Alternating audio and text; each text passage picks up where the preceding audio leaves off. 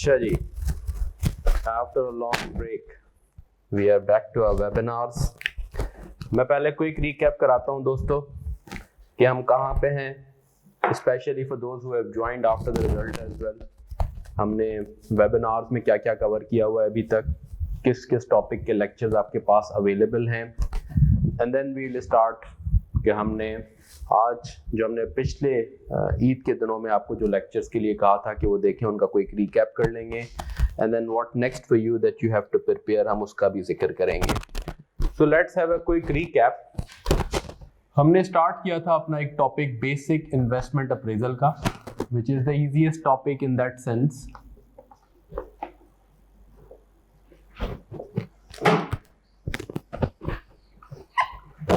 कि ये आपने कैफ लेवल पे भी अपने पढ़ा हुआ है, राइट। यहाँ से हमने स्टार्ट की थी, हमने अपने सिलेबस को एक सर्टन हेड्स में ब्रेक किया है। Basic investment appraisal, then advanced investment appraisal, then you have forex and risk hedging, then you have mergers and acquisitions, share valuation, mergers, acquisitions, and then other topics, dividend policy decisions and all. तो हमने कोई 8 heads में अपने syllabus को break किया है पढ़ने पढ़ाने के हवाले से, and that's the best sequence which I believe is helpful for students in preparing and covering the syllabus based on my 20 years, 18 years experience. तो हमने स्टार्ट किया विद बेसिक इन्वेस्टमेंट अप्रेजल से।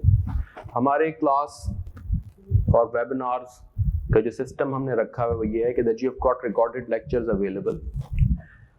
हम ये वीकली वेबिनार्स करते हैं जिसमें मैं आपको ब्रीफ करता हूँ कि आपके पास ये टॉपिक्स हैं, ये 5-6 क्लासेस के लेक्चर्स हैं जो आप जाके देखें, और नेक्स्ट वीक जब आप आते हैं तो मैं उन टॉपिक्स का आपको रिकैप भी कराता हूँ, फिर नेक्स्ट टॉपिक्स का आपको बताता हूँ, and then those topics get uploaded, right.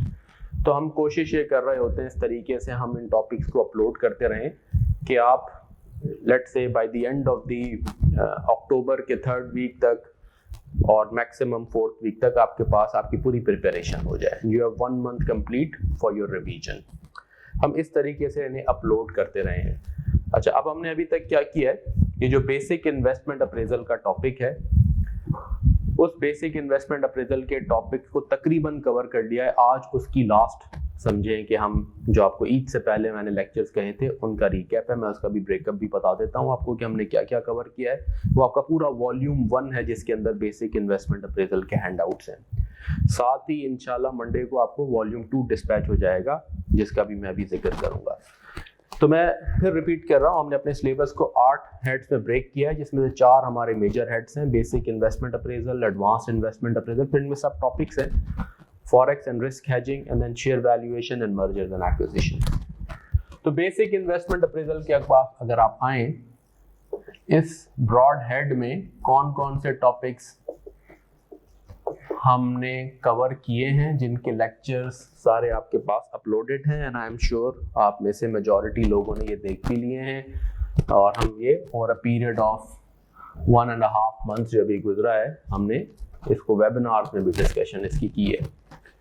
तो इसमें सबसे पहले तो हमने ये बताया है कि जी there are tools and techniques of investment appraisal. Investment appraisal का मतलब in appraising investments, evaluating investments, identifying which investments are financially economically feasible, है ना। There are tools and techniques of investment appraisal.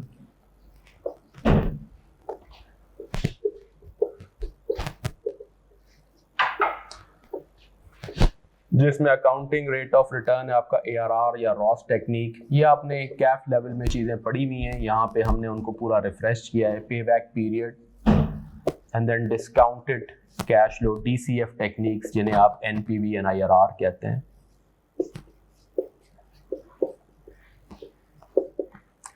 फिर हमने डिटेल डिस्कशन की है NPV techniques की।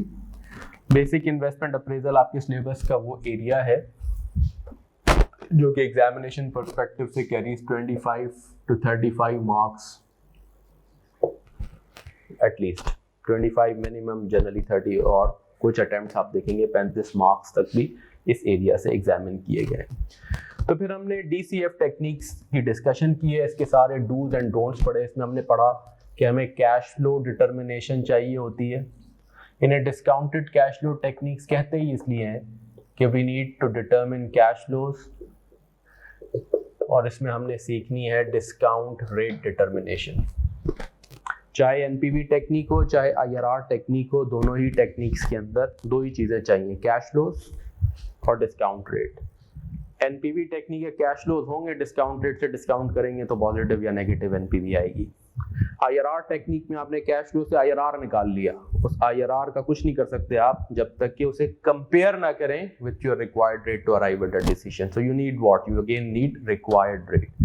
तो ब्रॉडली एनपीवी और आईआरआर डिस्काउंट, इसीलिए इन्हें कलेक्टिवली कहते हैं discounted cash flow techniques, right, because we need two variables to arrive at a decision. Discount rate determination, ये हमने बात की है, ये है एडवांस्ड इन्वेस्टमेंट अप्रेजल का एरिया।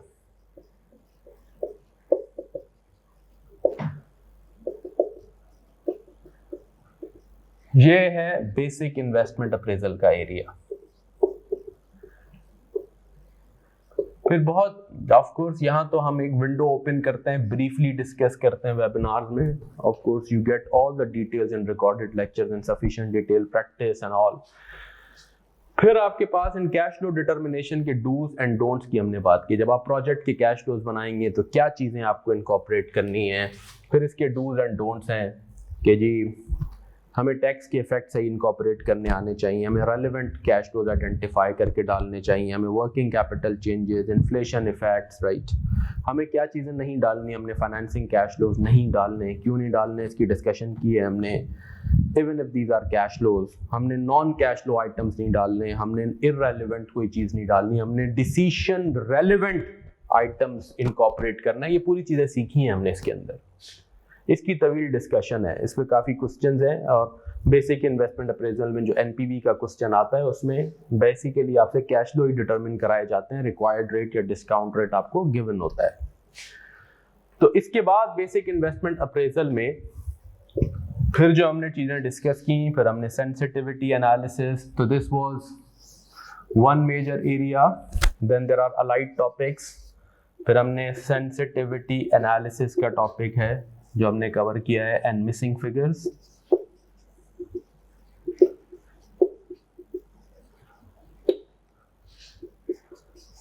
फिर उसके बाद है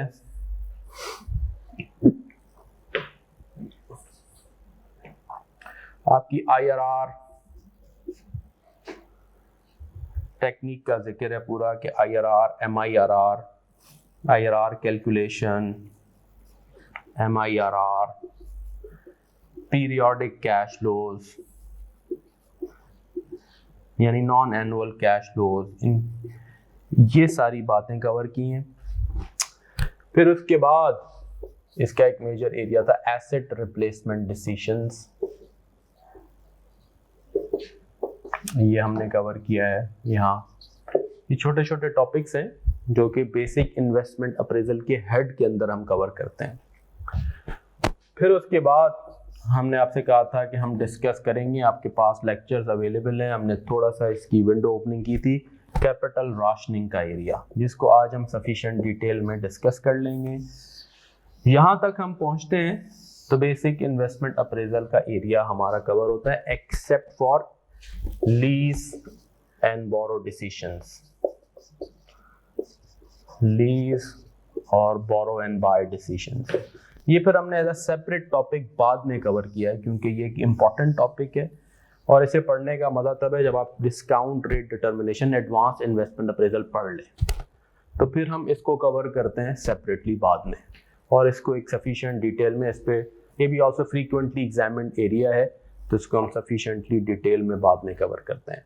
सो what we have covered till now, और जिसके लेक्चर्स आपके पास अवेलेबल हैं, और ये जो आपके पास पहला वॉल्यूम है इसके अंदर इसके सारे हैंडआउट्स हैं जो कि लेक्चर्स में रेफर हो रहे हैं। हैंडआउट्स वो सारे यहाँ पे फिजिकली आपके पास मौजूद भी हैं, कोई 20 के करीब आपके पास डिफरेंट क्वेश्चंस और हैंडआउट्स हैं एनपीवी कैश फ्लो डिटर्मिनेशन के, फिर सेंसिटिविटी एनालिसिस, फिर आईआरआर कैलकुलेशन, इसके अंदर IRR, MIRR, modified IRR, asset replacement decisions, इसमें हमने क्वेश्चंस भी हैं, पास पेपर्स की प्रैक्टिस भी है।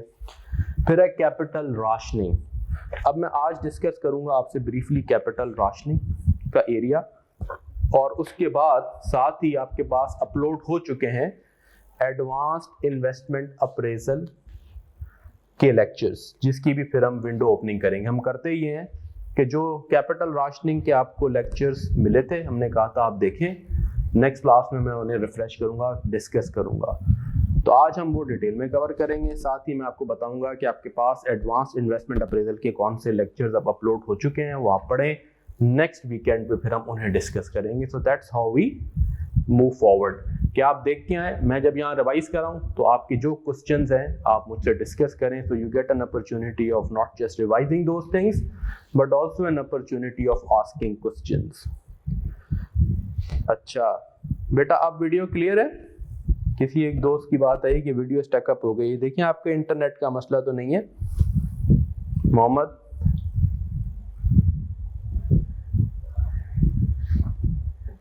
इट्स ओके नाउ, चलें, ग्रेट।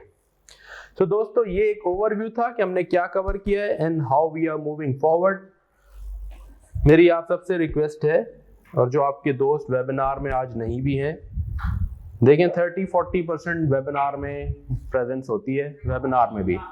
अल्दो इन वेबिनार्स की भी आपको हम रिकॉर्डिंग दे देते हैं बट उसका मजा नहीं है। वेबिनार में तो कम से कम 1 से 9 वीक आप 1.5 घंटे के लिए तो आए ना, है ना।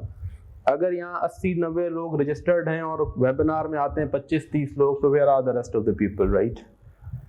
तो अपने दोस्तों से सबको इनकरेज करें कि वेबिनार में अपनी कीमती वक्त में, आप बहुत मसरूफ लोग हैं, वक्त निकालें, आएँ। ये तो अपॉर्चुनिटी है ना कि आप मुझसे डिस्कशन करें, आपके जहन में जो क्वेश्चंस हैं, don't carry unanswered questions to examination hall, मुझसे डिस्कस करें।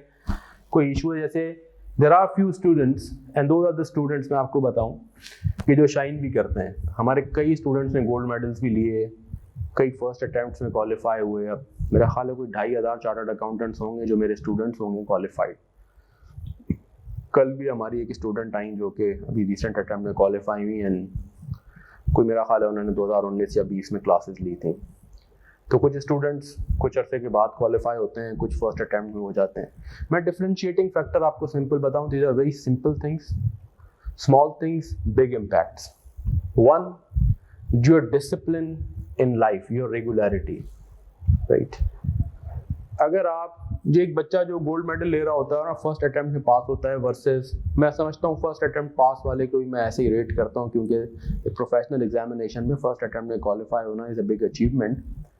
उनमें और जो लोग स्ट्रगल करके 2-3 अटेम्प्ट बाद क्वालिफाई करते हैं, जो कि हार्ड वे में सीख के करते हैं, उनमें सिर्फ फर्क बड़ी बेसिक चीज़ों का होता है। मैं आपको बताऊँ, मैं ये बात कहता हूँ, the quality of your class work is equal to quality of your exam work.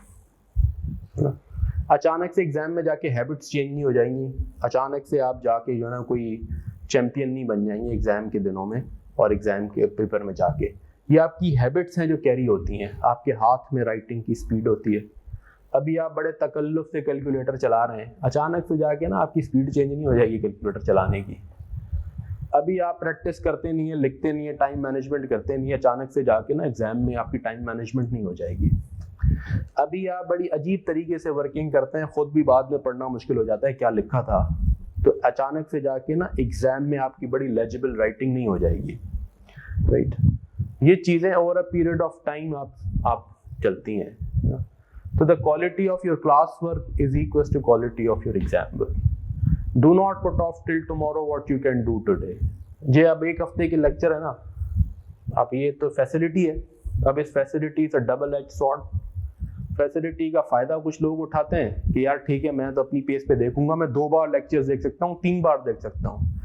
और इसका नुकसान ये है कि बहुत सारे लोग जो कि सेल्फ डिसिप्लिन नहीं है, फोकस नहीं है, लेक्चर पढ़े है ना, बाद में देख लेंगे, वो बात कभी नहीं आती। और जब बात आती है ना, अच्छा, बहुत सारे लोग मुझे आखिरी दिनों में ऐसे क्वेश्चन पूछ रहे होते हैं और मैं हैरान होता हूँ, मुझे यकीन होता है कि उन्होंने वो लेक्चर नहीं देखा। इसका मतलब है क्योंकि इतनी बेसिक बात होती है जो कि लेक्चर में मैं पूछता हूँ, हाँ सर वो लेक्चर मिस हो गया, हाँ सर वो मैंने 2 की स्पीड से देख लिया था। तो बेटा 2 की स्पीड से अगर आपने देखना है तो फिर तो देखने का फायदा ही नहीं है ना। ये कोई आप मूवी थोड़ी देख रहे हैं, इस एग्जाम की प्रिपरेशन कर रहे हैं, ठीक है। तो ये छोटी सी चीज़ें हैं, गुजारिशात हैं, क्योंकि मुझे तकलीफ ये होती है कि अभी इस स्टूडेंट ने 4 महीने लगा के अगर उसके बाद भी उसने वीडियो भी नहीं देखी और उसको बेसिक्स भी अभी क्लियर नहीं है, तो ये एग्जाम में क्या परफॉर्म करेगा, है ना। मैं फिर भी कोशिश करता हूँ आंसर कर दूँ, रेस्पॉन्ड कर दूँ to the best of my potential, लेकिन आपकी परफॉर्मेंस ही मेरी परफॉर्मेंस है, मैंने जाके दोबारा एग्जाम तो नहीं अटेम्प्ट करना। सो मेरी आप सबसे गुजारिश है कि खुद भी और अपने जो दोस्त हैं उन तक मेरा ये पैगाम पहुँचाएँ कि जी self discipline is the key, especially in this digital world where everybody is adapting and we are also adapting. आप यकीन करें ये अडेप्टेशन ही इंसान को रखती है। जब ये कोविड आया था ना, तब मैंने 15 साल क्लास में 200 बच्चे बैठे में पढ़ाया है, 150 बच्चे। अब खाली क्लास में रिकॉर्डिंग कराना, मैं 30 और मैं 3 घंटे 4 घंटे का लेक्चर लेते हुए मुझे कोई प्रॉब्लम नहीं होती थी। But when the COVID came and I had to record my first lecture, it was like a nightmare for me ना, एकदम हैबिट्स चेंज हो गई ना। अब खाली क्लास में मैं आधे घंटे के बाद मैं बिल्कुल आई वाज एग्जॉस्टेड, और मैंने अपने कैमरामैन और मीडिया टीम से कहा कि यार इसको बंद कर दें, I can't. But then I thought I have to, there is no alternative, बच्चे मेरे इंतजार में। And then I developed this habit then, so you have to do a lot of things, discipline requires this. अब आप class में आने का फायदा ये होता था कि आप डिसिप्लिन से वो 3 घंटे पढ़ लेते थे, वर्किंग कर लेते थे, हम यहाँ प्रैक्टिस टाइम दे देते थे। वीडियो लेक्चर में प्रैक्टिस टाइम नहीं है, मैं बार बार कहता हूँ। आपका काम ये है, जैसे ही मैंने कहा कि क्वेश्चन है, आप वहाँ वीडियो पॉज करें, सॉल्व करें, फिर सॉल्यूशन देखें। यहाँ तो हम क्लास में आपको प्रैक्टिस टाइम दे देते ना, भाई करें, 20 मिनट देता हूँ मैं, इसको सॉल्व करें, फिर हम डिस्कस करते हैं। मैं आपको 15 मिनट देता हूँ, आप क्लास एनवायरनमेंट में बैठे हैं, you have to do it. घर पे क्या है, अब ये सेल्फ डिसिप्लिन रिक्वायर्ड है। इनिशियली आपको घाट होगी, but you have to do it, it is your future, otherwise you won't be able to perform an exam. बहुत बड़ा मिसकंसेप्शन बच्चों का ये होता है। मैं आपको एक और बात बताऊं कि सर मुझे समझ में आ गया। अब मैं उन्हें कहता हूं अगर समझ में आ गया ना, ये 50% काम हुआ, और बहुत 50, rather I would say 40%. The rest of the 50-60% is your ability to do in examination, and that requires a lot of practice. मुझे समझ में आ जाना एक अलग चीज है। बहुत सारे लोग वीडियो देख के कहते हैं हाँ समझ में आ गया ना, अब प्रैक्टिस नहीं की। I am sure you won't be able to do an examination without a hesitation, without an iota of doubt, unless you practice. है ना, ये सब्जेक्ट ऐसे पढ़ाया ही नहीं जा सकता कि मेरे पास तो सारी चीजें हैं ना, डिजिटल फॉर्म में है, मैं यहाँ पे ब्लो कर दूं। आप कर ही नहीं सकेंगे जब तक कि मैं स्टेप अपने हाथों से यहाँ करूंगा नहीं, आपसे डिस्कस नहीं करूंगा। वीडियो लेक्चर्स भी ऐसे ही रिकॉर्डेड हैं, तभी आपको चीजें समझ में आएंगी। तो with this we are now starting capital rationing. कि कैपिटल राशनिंग के लेक्चर्स में आपको क्या मिल रहा है, आपने देख लिए हैं तो बहुत अच्छी बात है, नहीं देखा तो आज जाके आप लेक्चर्स देखेंगे। ये भी इंपॉर्टेंट एरिया है, बेसिक इन्वेस्टमेंट अप्रेजल में NPV and capital rationing and तीसरा लीज और बोरो, ये सबसे फ्रीक्वेंटली एग्जामिन्ड है। फिर उसके बाद आ जाता है सेंसिटिविटी, आईआरआर, एसेट रिप्लेसमेंट। लेकिन जनरली जो क्वेश्चंस रिवॉल्व करेंगे, आप पास पेपर्स में खुद देखेंगे जाके कि एनपीवी के गिर्द कैपिटल राशनिंग ज्यादा एग्जामिन्ड होता है और आपका ये लीज और बोरो ये भी होता है, not as frequently as these three. अब मैं आपको समरी दे रहा हूं उन 5-6 जो लेक्चर्स आपके पास लास्ट लेक्चर्स हैं कैपिटल राशनिंग के, उनकी मैं आपको एक समराइज वर्जन बता रहा हूं कि उनके अंदर है क्या। And is also an opportunity for you to ask questions around this topic if you have any. Capital rationing क्या है? The word rationing means allocation, prioritisation. हम जिंदगी पूरी हमारी राशनिंग है effectively. Rationing means prioritization. How do you prioritize?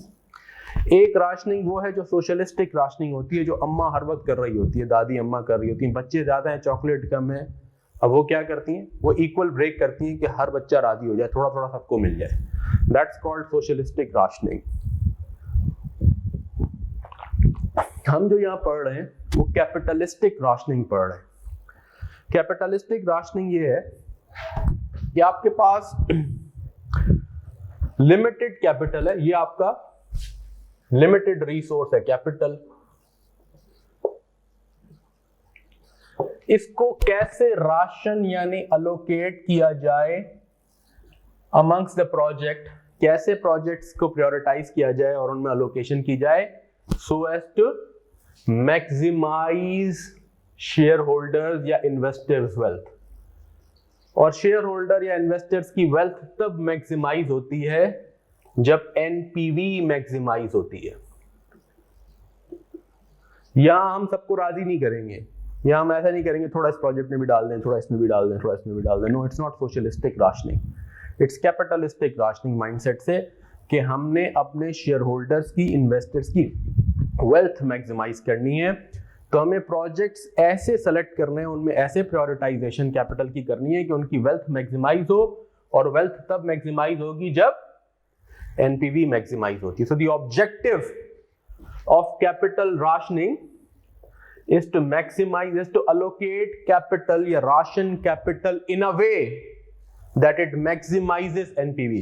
क्योंकि NPV की definition क्या है कि NPV पॉजिटिव क्या है कि मुझे मेरा किसी प्रोजेक्ट का प्रिंसिपल मिल गया, रिक्वायर्ड रिटर्न मिल गया, ओवर एंड अबव सरप्लस मिला, और सरप्लस की आज की टर्म्स में प्रेजेंट वैल्यू, इसे हम डिफाइन करते हैं then immediate increase in investors wealth. NPV is called an immediate increase in share holders wealth.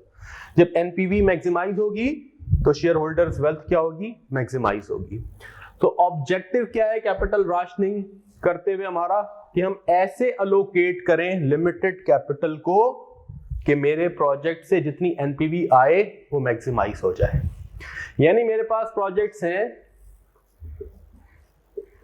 A B C D ई, इन सब में अगर मुझे इन्वेस्टमेंट करनी है तो मुझे 1200 मिलियन लेट से चाहिए, इसमें 400 मिलियन की इन्वेस्टमेंट चाहिए,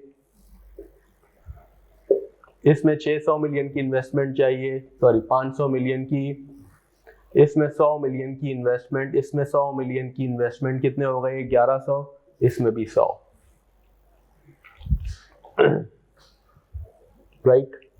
अब मेरे पास जो अवेलेबल कैपिटल है, लेट्स से मेरे पास अवेलेबल कैपिटल है वो सिर्फ 850 मिलियन है, which means I can't invest in all of these. These are all positive NPV projects. Positive NPV projects means they are all viable projects. They are all financially viable projects. Ideally, if I had money, I should invest in all. Investing in all would enhance my shareholders' wealth. They are all positive NPV. But this capital is limited. दी तो चाहता है कि मैं सारी दुनिया खरीद लूं, यानी यूं कहें जेब में अभी पैसे कम है, तो पैसे कम हैं तो पैसों की प्रायोरिटाइजेशन करनी है। तो अब इस प्रायोरिटाइजेशन के मैं ये प्रोजेक्ट पहले करूं, ये करूं, ये करूं, ये 2 का 3 कर दूं, ये करूं, क्या करूं, ये है फैसला कैपिटल राशनिंग कि हाउ डू आई अलोकेट और ration the capital amongst the project in a way so as to maximise my NPV. ये पढ़ना है हमने इस टॉपिक के अंदर। अच्छा, before we start rationing, capital rationing के कुछ प्री रेक्विजिट्स हैं।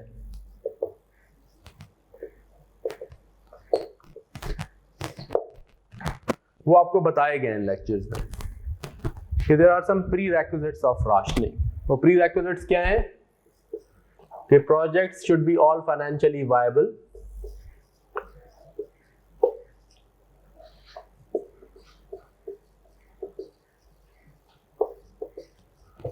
यानी पॉजिटिव एनपीवी हो। इसका मतलब यह है कि राशनिंग से पहले एनपीवी कैलकुलेशन होती है। आपकी राशनिंग की लिस्ट में सिर्फ वही प्रोजेक्ट्स होने चाहिए जो वायबल हैं। ऑफ कोर्स जो एक प्रोजेक्ट नेगेटिव एनपीवी है उनमें क्यों पैसा डालेंगे, उसमें तो नुकसान ही होना है हमने। तो ये एक बेसिक सी बात है, लेकिन ये बात हम कहते हैं कि पहले जब आपको एक लिस्ट ऑफ प्रोजेक्ट दी जाए और कहा जाए कि बताइए इसमें तो इतना पैसा चाहिए और हमारे पास पैसा कम है, तो अगर आप लेट सपोज करें ये प्रोजेक्ट ही नेगेटिव एनपीवी हो गया तो बात ही खत्म हो गई ना, राशनिंग की जरूरत ही नहीं रही, पैसे बहुत हैं फॉर द वायबल प्रोजेक्ट्स, है ना। तो राशनिंग से पहले आपको एनपीवी निकालनी है, फिर आप टेक्निकल या स्ट्रेटेजिक प्रायोरिटी पहले असेस करते हैं। अगर आपसे सेम होनी चाहिए राशनिंग, अगर आपसे एक आपके प्लांट मैनेजर कहता है कि भाई ये जो प्रोजेक्ट डी है ना, ये है हेल्थ एंड सेफ्टी का प्रोजेक्ट, अगर ये नहीं करोगे ना तो मैं प्लांट की सेफ्टी का जिम्मेदार नहीं हूँ, किसी वक्त कुछ हो गया आप जिम्मेदार हैं, फिर मैं तो ये लिख के दे रहा हूँ आपको। तो अब बात खत्म हो गई कि ये तो होना ही होना है ना, अब ये तो टेक्निकल प्रायोरिटी या स्ट्रेटेजिक प्रायोरिटी आ गई, इसको लिस्ट से बाहर करें, राशनिंग बाद में होगी। या बोर्ड आपको ये कह दे या आपकी स्ट्रेटेजी के हिसाब से कि भाई ये प्रोजेक्ट हमारी स्ट्रेटेजिक प्रायोरिटी का है, ये कॉम्पिटिटर इस फील्ड में जा रहा है, बिफोर द कॉम्पिटिटर गोज हमें ये करना है स्ट्रेटेजिकली, तो so that we are first mover in the market और we have to acquire this customer, we can't let it go. फिर फाइनेंशियल चीज बैक बर्नर पे आ गई। एमएसए में आप यही चीजें सीखते हैं कि बिजनेस कम फाइनेंस की आपकी बात औकात, the strategic priority overrides general financial priority. तो अब आपको ये करना है, अगर ये करना है तो फिर इसको हटा देना लिस्ट से, ही तो पता चल गया ना करना है। तो आप कहते हैं कि मेरे पास अब अवेलेबल कैपिटल 750 है और मैं 750 की एलोकेशन बाकियों में करूंगा, क्योंकि 100 तो मुझे इसको देना ही देना है, you know. So strategic priority अगर है तो वो हट गई, फिर बाकी आपकी राशनिंग की लिस्ट के अंदर जो होंगे उन सबकी प्रायोरिटी फिर सेम है, तो फिर आप उसमें अपने मजे से फाइनेंशियल बेसिस पे प्रायोरिटाइजेशन करेंगे। तीसरी चीज आपने ये इंश्योर करना है कि जो आपकी लिस्ट हो उसमें प्रोजेक्ट शुड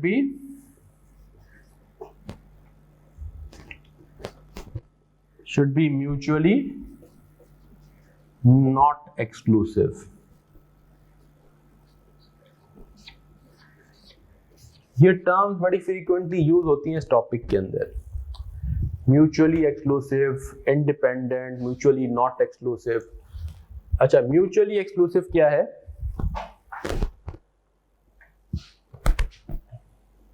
बेटा ये तस्वीर दे, ग्रुप पे डाल दें, फिर मैं मिटा दूं।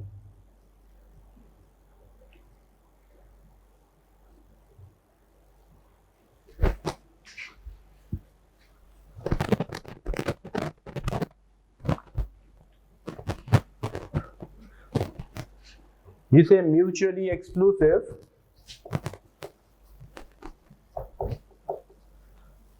means जंगल के शेर can not be undertaken together.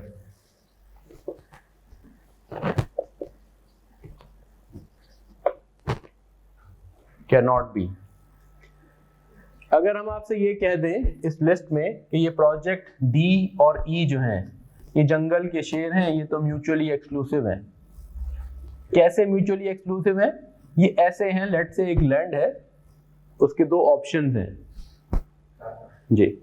दो ऑप्शंस क्या हैं? एक ऑप्शन तो ये है कि यहाँ एक जो है हम प्लाजा बना देते हैं, दूसरा ऑप्शन ये है कि नहीं यहाँ प्लाजा नहीं, इस लैंड पे मॉल भी बन सकता है, ठीक है ना। एक ये है कि आप एक रेजिडेंशियल प्लाजा बनाते हैं, एक ये है कि यहाँ मॉल बना दें, ठीक है। तो अब इफेक्टिवली उस लैंड पे या प्लाजा बनेगा रेजिडेंशियल या मॉल बनेगा। तो ये क्या हो गया? They can't be undertaking simultaneously, these are options of development on a one particular land, either you will go for A or you will go for B, दूसरा ऑप्शन, राइट। तो जैसे डी और ई अगर म्यूचुअली एक्सक्लूसिव हो गए तो नतीजा ये निकलेगा कि अब मैं ये नहीं कह सकता कि मेरी टोटल राशनिंग की लिस्ट ये है, अब मैं कहूंगा मेरी राशनिंग की जो लिस्ट है वो ए बी सी या डी है, या दूसरी लिस्ट है ए बी सी और ई। तो मुझे एहतियात करनी है फिर राशनिंग करते हुए कि भाई या तो मैं इसको कंसिडर करूं या मैं इस लिस्ट में, तो मैं दो लिस्टें अलग अलग चलाऊंगा, दो ऑप्शंस अलग अलग देखूंगा, राइट। तो मैं फिर ए बी सी डी ई में नहीं करूंगा, कॉमन सेंस ये है। तो मुझे ये भी ख्याल करना है, they are all common sense things, but इन्हें हम प्री रिक्विजिट्स कहते हैं या फंडामेंटल्स कहते हैं, कि इनका आपको पता हो when you are going ahead with rationing. You should have evaluated the project first.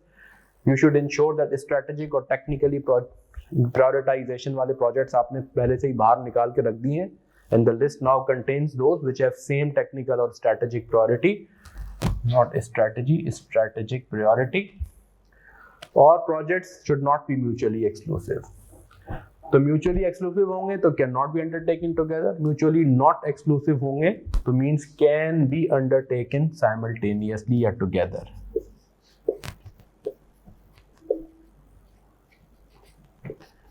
तो आपको पहले तो इन लेक्चर्स में ये सारे पहला लेक्चर जो है अबाउट दीज फंडामेंटल्स, फिर उसके बाद ये तो मैं एक ब्रीफली सारी चीज़ें एक्सप्लेन कर रहा हूँ, नेचुरली आपको सारी मज़ीद डिटेल में रिकॉर्डेड लेक्चर्स में है.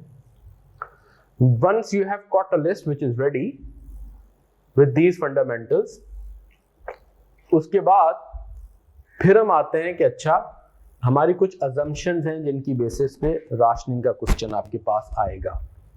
Assumptions.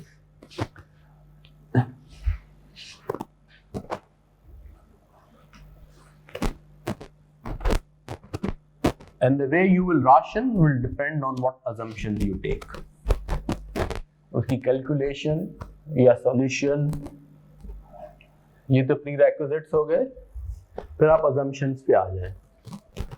There are two assumptions which are fundamental. One that we take is single period rationing या multi period rationing.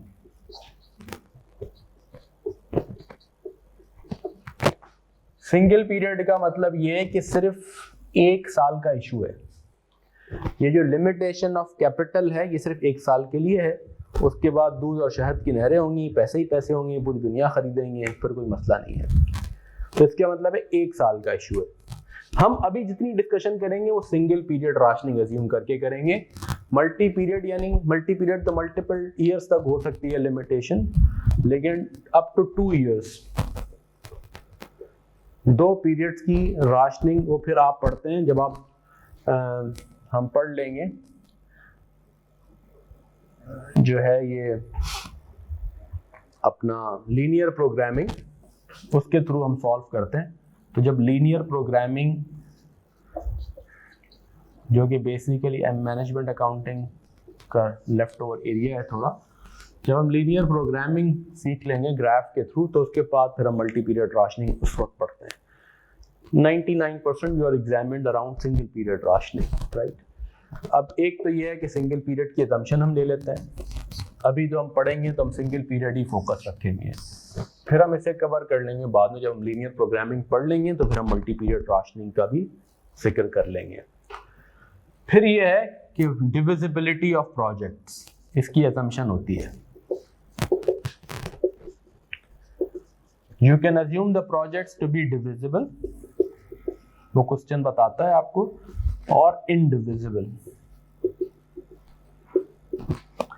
Divisible का मतलब ये कि project can be undertaken in bits and pieces, जिसका मतलब ये हुआ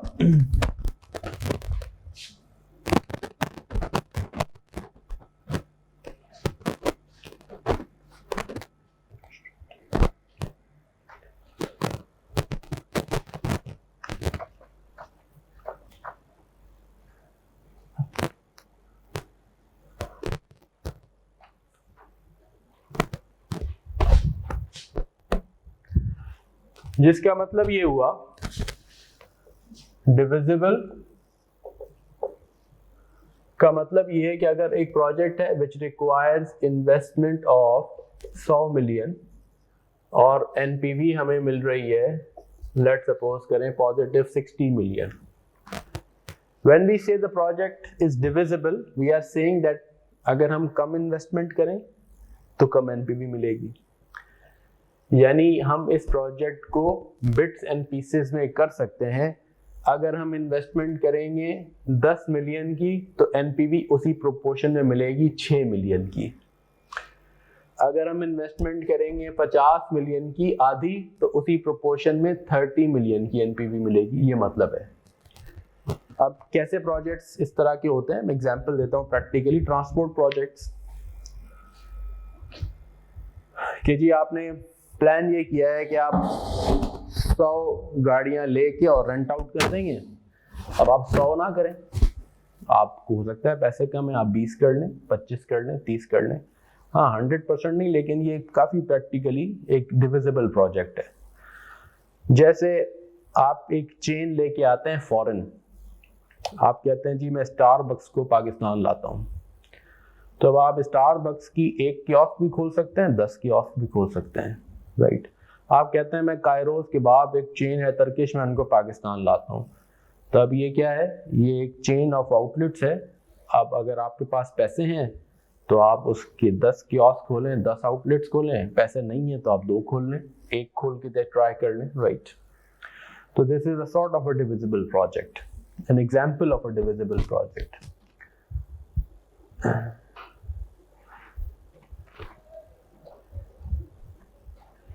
अच्छा, आसमा मैं आपसे फिर ये डिस्कस करता हूँ लेक्चर्स में क्वेश्चन हैं जो हैंडआउट्स में नहीं है, हैंडआउट्स में है 99% हैं, कोई एक आधा अगर मिस हो गया तो बता दीजिएगा, वो अपलोड कर देंगे, मुझे आप आइडेंटिफाई कर दीजिएगा बेटा।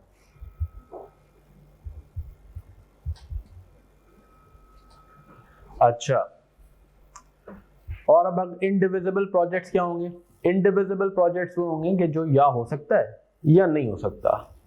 अब आप कह रहे हैं कि मैंने एक प्रोडक्ट लॉन्च करनी है, अब आपने अगर एक प्रोडक्ट लॉन्च करनी है, हर बबल में मजा डबल, तो या तो वो लॉन्च होगा या नहीं होगा। या आप कह रहे हैं मैंने एक फैक्ट्री लगानी है, अब ये नहीं हो सकता कि आप आधी फैक्ट्री लगाएंगे तो आधी एनपीवी आएगी, ऐसा तो नहीं होगा, फैक्ट्री या लगेगी या नहीं लगेगी, राइट। तो कुछ प्रोजेक्ट्स डिविजिबल नेचर के होते हैं, कुछ प्रोजेक्ट्स इनडिविजिबल नेचर के होते हैं।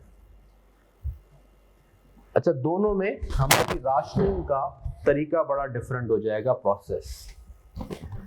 जब हम प्रोजेक्ट्स डिविजिबल होते हैं, अब हम उसकी जिक्र करते हैं, क्वेश्चन बताएगा अगर सारे के सारे प्रोजेक्ट्स डिविजिबल हो जाएं, when all projects are divisible, मैं यहाँ से स्टार्ट करता हूँ, तो फिर राशनिंग कैसे होगी हमने ये सीखना है। फिर प्रोजेक्ट्स आर इनडिविजिबल, तो राशनिंग कैसे होगी फिर ये हमने सीखना है, और इसके गिर्द ही फिर सारे क्वेश्चंस हैं, उनकी डिस्कशन है। जनरली हमें क्वेश्चन में इनडिविजिबल आते हैं क्योंकि उसमें वर्किंग ज़्यादा है। फिर एक और मज़े की बात मैं आपको बताऊं कि इस राशनिंग के क्वेश्चन में बार बार मैंने ये लेक्चर्स में रिमाइंड कराया है कि ये राशनिंग के क्वेश्चंस तो more a test of arithmetic than a test of financial management. में 5 प्रोजेक्ट्स होंगे, पहले या 6 प्रोजेक्ट्स होंगे, कहीं 7 भी दिए हैं उसने। अब पहले आपने उसकी ना पूरी एनपीवी कैलकुलेशन होगी, और एनपीवी कैलकुलेशन में भी उसने कहीं cash flow beginning of the year कर दिया, कहीं एंड ऑफ द ईयर कर दिया, है ना, डिस्काउंट रेट्स चेंज कर दिए। आपकी जो एन्युटी का फॉर्मूला है उसको बहुत ज़्यादा उसने एग्जामिन किया है, उसकी सही यूटिलिटी कि आपको एन्युटी के फॉर्मूले को सही यूज़ करना आता है या नहीं। तो अगर 20 मार्क्स पे क्वेश्चन है तो बात क्वेश्चन ऐसे हैं मेरे हिसाब से कि जिसमें 12 या 13 मार्क्स आपकी सिर्फ एनपीवी कैलकुलेशन के, राशनिंग के सिर्फ 7 या 8 मार्क्स होंगे। तो they are more a test of arithmetic. और यहाँ जो मैं बात अक्सर कहता हूँ कि your financial management paper is as much a test of your arithmetic as a test of financial management, वो इन क्वेश्चंस में तो बहुत ज़्यादा एप्लीकेबल है। अच्छा, अब अगर प्रोजेक्ट्स डिविजिबल हैं तो फिर राशनिंग कैसे होगी, हमने ये डिस्कस किया है, right. If projects are divisible तो फिर हम यूज करते हैं what is called profitability index या पीआई।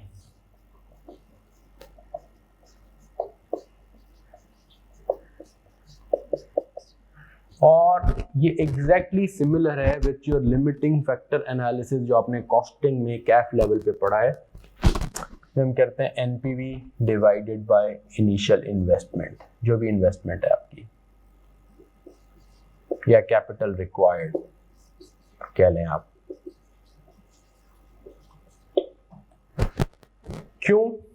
अगर आपको याद हो, आपने एक लिमिटिंग फैक्टर एनालिसिस पढ़ा है कॉस्टिंग में,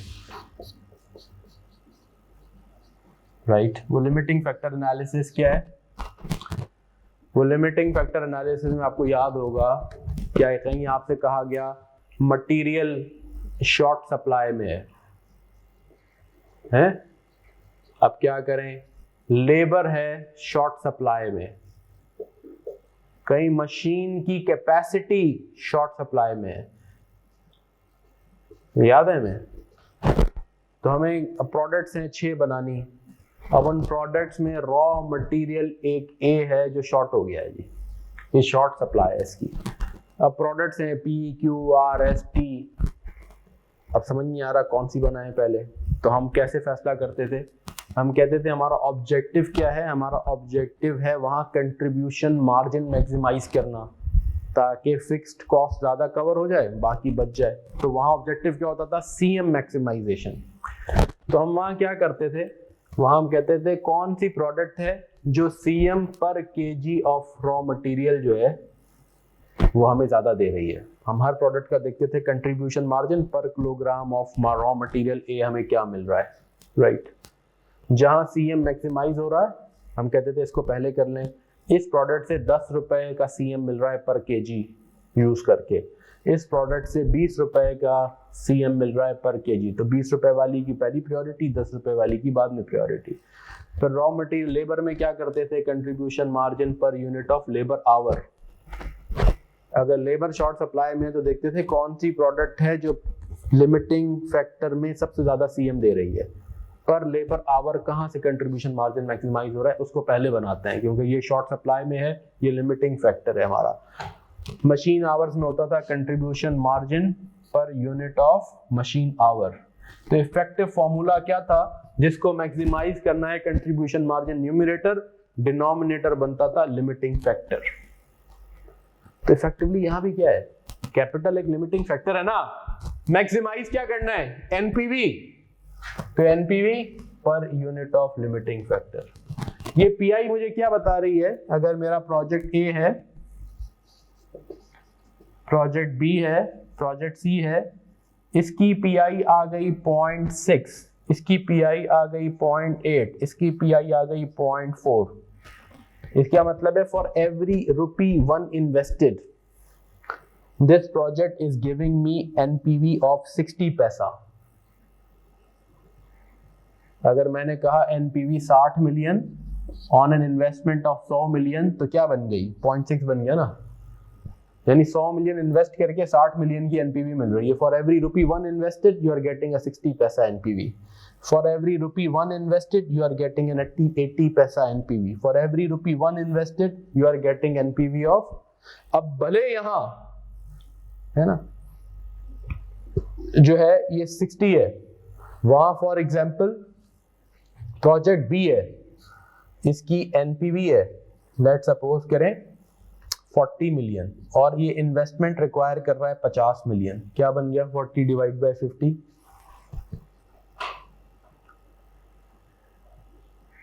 0.8, right? Although in absolute terms the NPV is less, absolute terms में NPV ज्यादा है, लेकिन from a PI perspective this is number 1। क्यों? क्योंकि भाई ये इन्वेस्टमेंट भी तो 50 मिलियन मांग रहे हैं। For every ₹1 invested, the optimal use of rupee is कि ये सबसे ज्यादा आपको दे रहा है NPV for every ₹1 invested. So you will prioritize it as number 1, आप कहेंगे ये नंबर 2 और आप कहेंगे ये मेरा नंबर 3, है ना, कि मेरे पास लिमिटेड रुपए ही हैं, हर ₹1 से मैक्सिमम बेनिफिट कहाँ मिल रहा है, इससे सबसे ज्यादा बेनिफिट मिल रहा है। एनपीवी क्या है, इमीडिएट इंक्रीज इन वेल्थ, यानी ₹1 इन्वेस्ट करके 80 पैसे से मेरी वेल्थ बढ़ रही है तो मैं ऐसे पिक करूंगा, या ₹1 इन्वेस्ट करके 60 पैसे से मेरी वेल्थ बढ़ रही है, इसको नंबर 2 करूंगा और इसको नंबर 3 करूंगा। तो मैं जब प्रोजेक्ट्स डिविजिबल होंगे तो मैं पीआई की बेसिस पे फैसला करता हूं, मैं सबकी एनपीवी निकालता हूं, फिर सबकी प्रॉफिटेबिलिटी इंडिसेस निकालता हूं, उसकी बेसिस पे रैंकिंग करता हूं और उस रैंकिंग की बेसिस पे कैपिटल एलोकेट कर लेता हूं। तो it's a relatively simpler process. Is everybody with me? Copy करें भाई।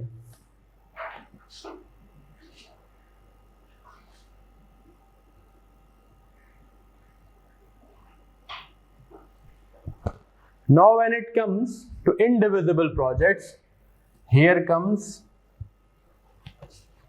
the real test and real working. अच्छा, if projects are indivisible, फिर क्या है, फिर हम ये पीआई बेसिस पे काम नहीं कर सकते, क्योंकि हम प्रोजेक्ट्स को डिवाइड नहीं कर सकते। कि मैं ये नहीं कर सकता कि अच्छा 50 है तो मैं इसमें से 40 कर लूँ, ये 100 है तो मैं इसमें से 80 कर लूँ, नो। फिर मैं क्या करता हूँ, द प्रोजेक्ट्स आर इनडिविजिबल, तो there is no shortcut to hard work. फिर हम करते हैं, हम पॉसिबल कॉम्बिनेशंस बनाते हैं, पॉसिबल कॉम्बिनेशंस एक्सप्लोर करते हैं while remaining within the constraint of available capital.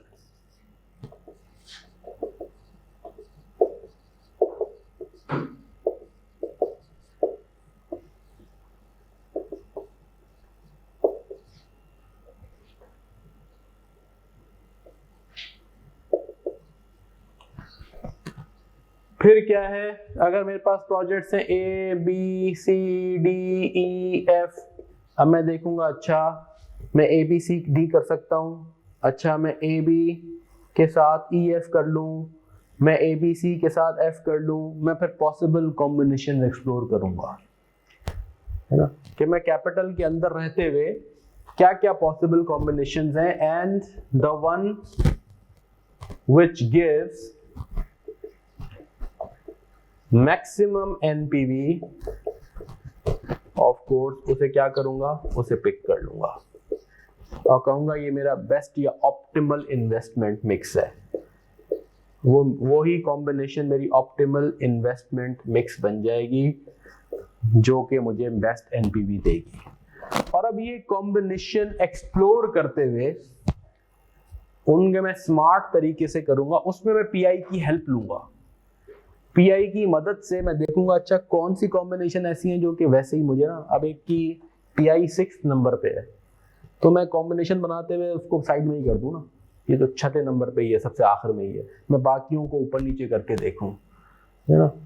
और एक की कॉम्बिनेशन बहुत, एक की पीआई बहुत हाई है तो भाई, या दो की पीआई बहुत हाई है तो उनको कोशिश करूं कि इनको प्रायोरिटी पे रखूं और बाकी कॉम्बिनेशन देखूं, राइट, क्योंकि इनकी पीआई तो बहुत हाई है तो ऑप्टिमल मिक्स में इन दोनों होंगे तो ऑप्टिमल मिक्स बनना चाहिए आइडियली, फॉर एग्जांपल। तो मैं क्या करता हूँ, पीआई से हेल्प लेता हूँ, पीआई से हेल्प लूंगा ताकि मैं अपनी वर्किंग को स्मार्टली एग्जीक्यूट करूं, रादर देन मैं बिल्कुल ब्लैंकली मैं सारी पॉसिबल कॉम्बिनेशन बनाने के बजाय मैं कहता हूँ अच्छा ये दो तो इनको छोड़ ही देना, तो कॉमन सेंस है कि ये तो अगर मेरे पास कैपिटल ही लिमिटेड है और ये तो इसकी बहुत ही पीआई लो है, छठे नंबर पे है, तो इसके साथ तो बाकी कॉम्बिनेशन बनाना फजूल ही है ना, राइट। तो मैं क्या करता हूँ फिर अपनी कॉम्बिनेशन एक्सप्लोर करते हुए पीआई की हेल्प से मैं स्मार्टली कॉम्बिनेशंस बना के देखता हूँ और फिर उसकी बेसिस पे देखता हूँ कि what is the optimal mix. और इसी की असल में डिटेल में प्रैक्टिस कराई गई है, इसी के इर्द गिर्द ही बेसिकली ज्यादा पास पेपर्स के क्वेश्चन है। अच्छा, अब ऐसे क्वेश्चन भी आएंगे जिसमें कुछ प्रोजेक्ट डिविजिबल कुछ इंडिविजिबल, तो याद रखिए प्रिंसिपल ये है कि एक भी प्रोजेक्ट इंडिविजिबल हो गया हम इंडिविजिबल वाले पैटर्न पे आ जाएंगे, कोई एक प्रोजेक्ट भी इंडिविजिबल हो गया, ठीक है, कोई एक प्रोजेक्ट भी इंडिविजिबल हो गया, you will follow the indivisible principle. फिर वो क्या करता है, इस तरह के क्वेश्चन में 20-20 मार्क्स के क्वेश्चन आए हुए, 18-18 मार्क्स के, तो पहले आपको एनपीवी की कैलकुलेशन कराएगा, फिर कह देगा ये प्रोजेक्ट म्यूचुअली एक्सक्लूसिव है, ये म्यूचुअली एक्सक्लूसिव नहीं है, ये स्केल अप हो सकते हैं, ये स्केल डाउन हो सकते हैं, तो वो थोड़ी सी कॉम्प्लेक्सिटी क्रिएट करता है आपकी कैपिटल राशनिंग में, ताकि 20 मार्क्स का क्वेश्चन है तो क्वेश्चन में कुछ कॉम्प्लेक्सिटी होगी तो 20 मार्क्स जस्टिफाई भी होंगे और मजा भी आएगा। तो ये है कैनवस कैपिटल राशनिंग का।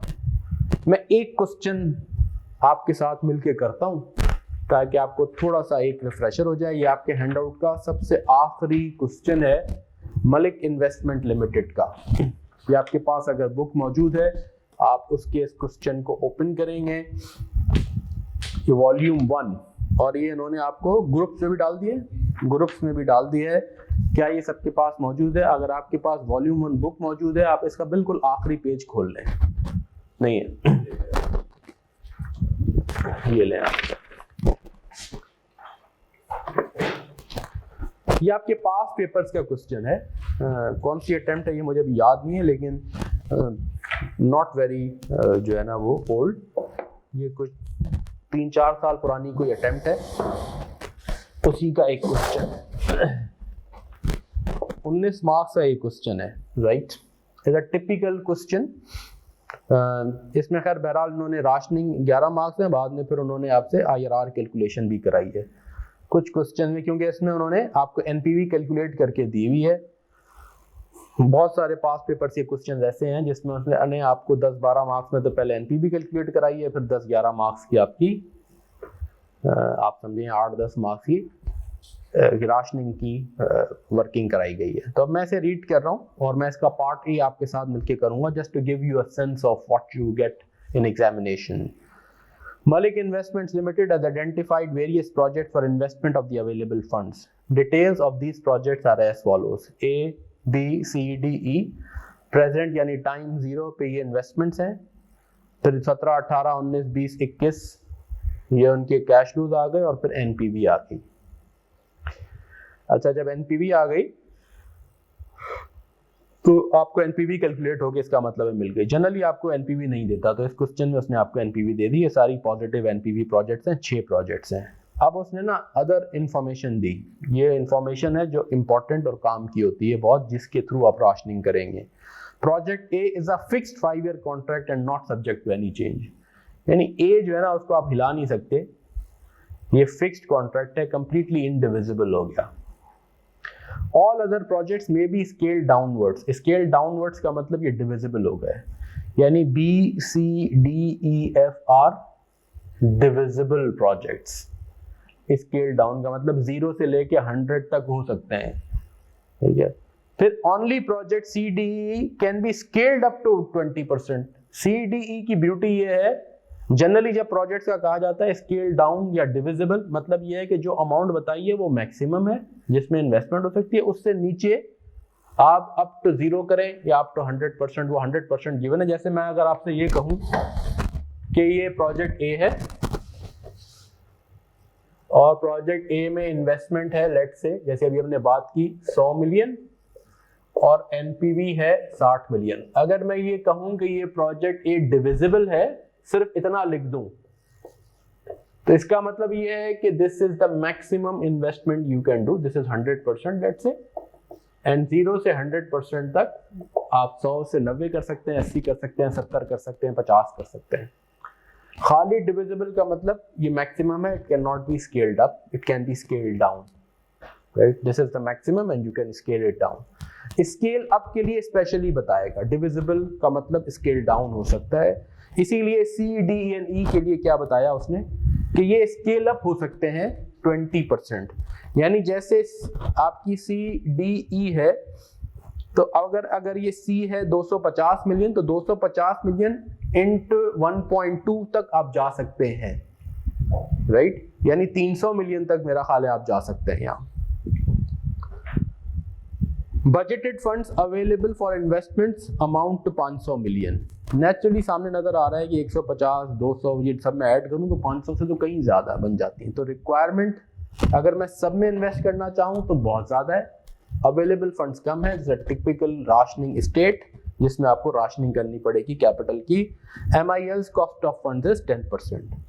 पहला पार्ट क्या है, ये typical rationing question, determine the optimal investment mix, वो इन्वेस्टमेंट मिक्स बताएं, ऑप्टिमल का मतलब जिससे एनपीवी क्या हो जाए, मैक्सिमाइज हो जाए। ऑप्टिमल इन्वेस्टमेंट मिक्स वो है जो मेरी एनपीवी को क्या कर दे, मैक्सिमाइज कर दे, राइट।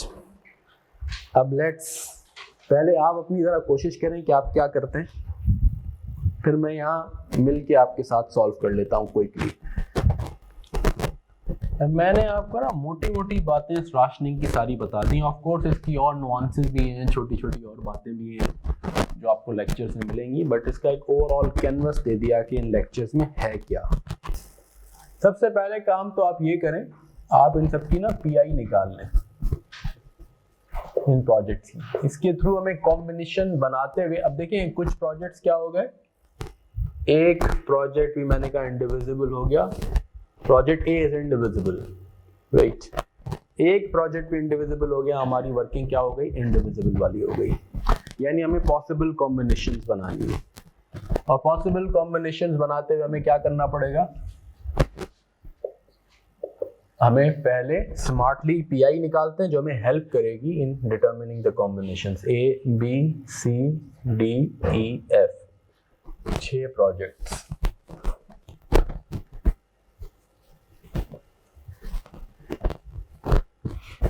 यहाँ इन्वेस्टमेंट चाहिए 150 मिलियन, यहाँ चाहिए 200 million, 250, 225, 60, 100।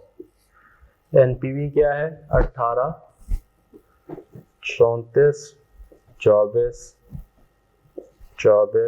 9, 14। NPV divide by investment,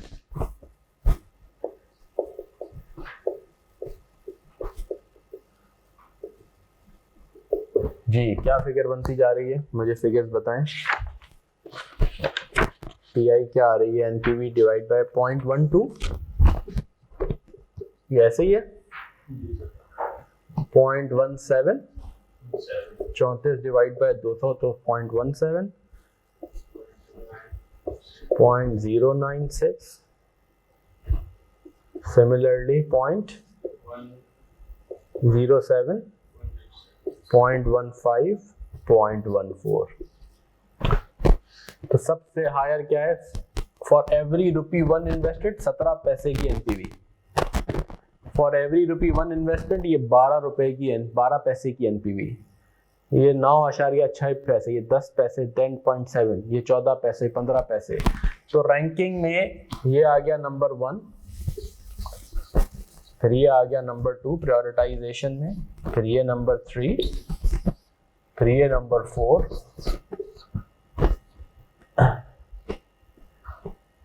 फिर ये नंबर 5, फिर ये नंबर 6, ऐसे ही है।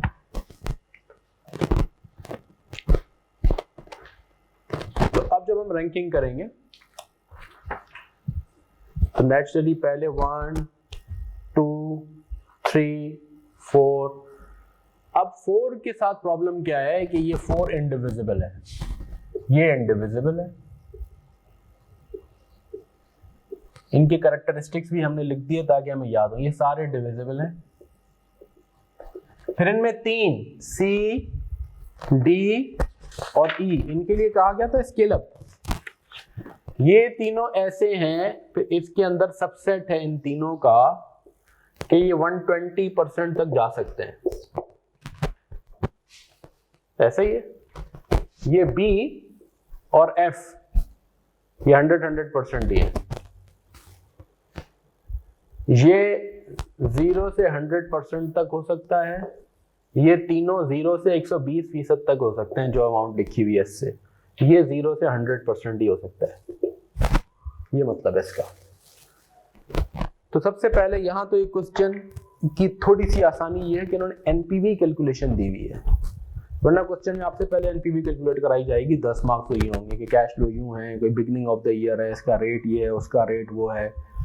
यहाँ मैंने पिक पीस लिए इस क्वेश्चन को किया कि यहाँ मकसद आपको एनपीवी सिखाना नहीं है, आपको राशनिंग सिखाना है, तो हम राशनिंग वाले क्वेश्चन को फोकस कर लेते हैं। तो यहाँ तक तो आप पहुँचते हैं 10-12 मार्क्स गैदर करके, लेकिन उसके बाद फिर आपकी राशनिंग शुरू होती है। इस क्वेश्चन में आपको एनपीवी गिवन है, एनपीवी गिवन होने के बाद आपने करना यही है कि जब आपकी एनपीवी आपने सारी निकाल ली या गिवन हो, आप ये ऐसे टेबल बनाएं, पीआई बनाएं और उसके कैरेक्टरिस्टिक्स प्रोजेक्ट के लिख लें साहब। अब जब आप कॉम्बिनेशन बनाएंगे ना, तब आपका दिमाग चलना शुरू होगा कि स्मार्ट कॉम्बिनेशन क्या है। अब देखिए स्मार्ट कॉम्बिनेशन, मुझे 500 मिलियन अवेलेबल है, मैं पहली कॉम्बिनेशन स्टार्ट करता हूँ, नंबर 1 कॉम्बिनेशन। मैं कहता हूँ प्रोजेक्ट इन्वेस्टमेंट एनपीवी। मैं अपने 500 मिलियन को ऐसे यूज करूं कि एनपीवी मैक्सिमाइज हो, ये ऑब्जेक्टिव है। तो हमने कहा बी तो सबसे पहले उठाए ना, पहले तो उठाते हैं प्रोजेक्ट बी। अब कोई कॉपी नहीं कर रहा क्योंकि ये सारी रिकॉर्डेड लेक्चर्स में हैं, आपके पास सॉल्यूशन मौजूद है, तो कॉपी करने के बजाय आप साथ कैलकुलेशन करें। मेरे 200 मिलियन तो इसमें चले गए और इससे 34 मिलियन की एनपीवी आ गई। फिर मैंने कहा नंबर 2 क्या है, नंबर 2 है मेरे पास ई, 17 के बाद 15 पैसे है ना, तो मैंने कहा इसे उठाता हूं मैं। अगर मैं इसे उठाता हूं राइट, तो फिर क्या होगा, इसे मैं 120% तक ले जाऊं ना भाई, मैक्सिमम यूज करूं ना। फॉर एवरी रुपी 1 15 पैसे मिल रहा है, तो जितना ज्यादा ये करूंगा उतना अच्छा है। तो मैंने कहा मैं ऐसे करता हूं 60 × 1.2, कितना 72, उसी हिसाब से एनपीवी भी बढ़ जाएगी मेरी। 9 × 1.2 क्या बन जाएगी, 10.8 बन जाएगी, ठीक है। उसके बाद हमने कहा अच्छा अगर मैं लॉजिकल सीक्वेंस से चलूं तो फिर एफ आता है, अगर एफ आता है तो 100 मिलियन एफ बनता है राइट। अब कितना बन गया, और ये 14, अब टोटल कितना हो गया, 272, 100, 370। जब मैं ये करता हूं तो मैं ए करने के काबिल रहता हूं, क्योंकि मुझे तो 500 की लिमिट है और ये ब्रेक नहीं हो सकता।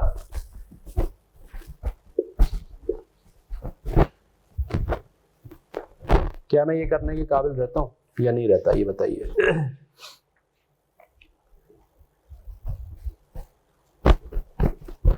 जो नहीं रहता, तो इसका मतलब ए नहीं हो सकता।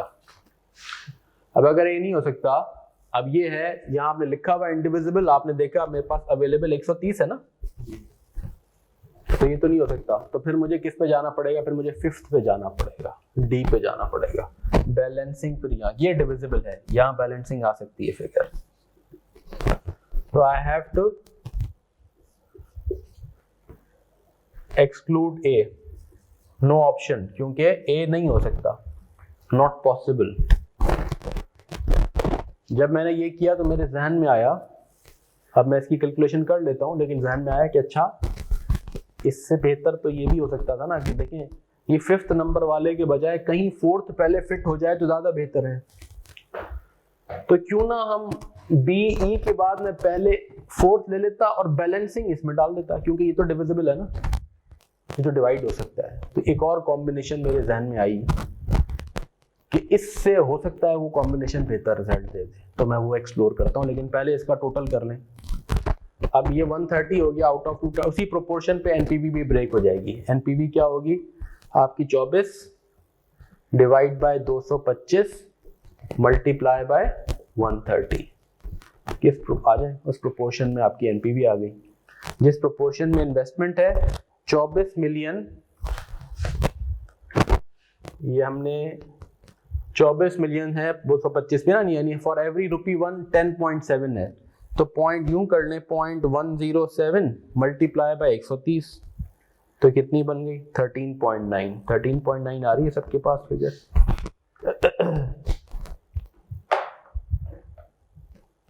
जी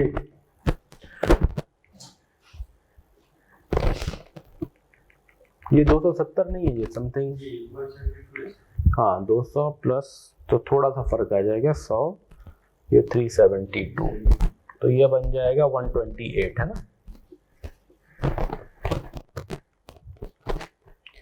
तो आप 128 करें, सॉरी ये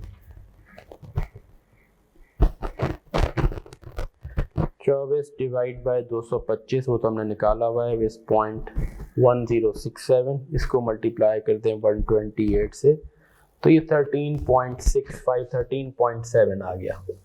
तो टोटल एनपीवी क्या बन गई, ऐड करें 13.7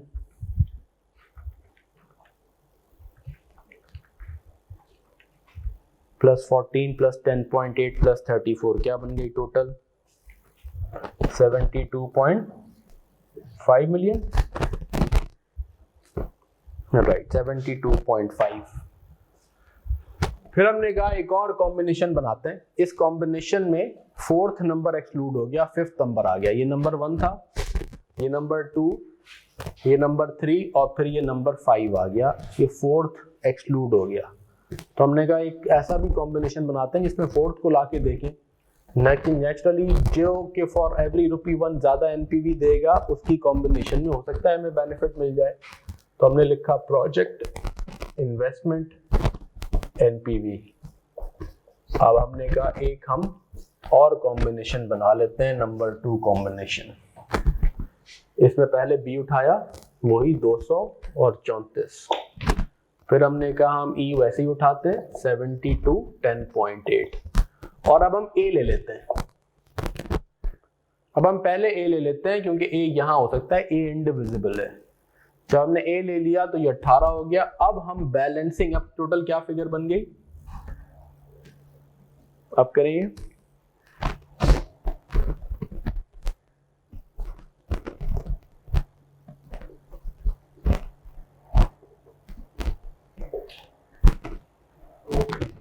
जी 422।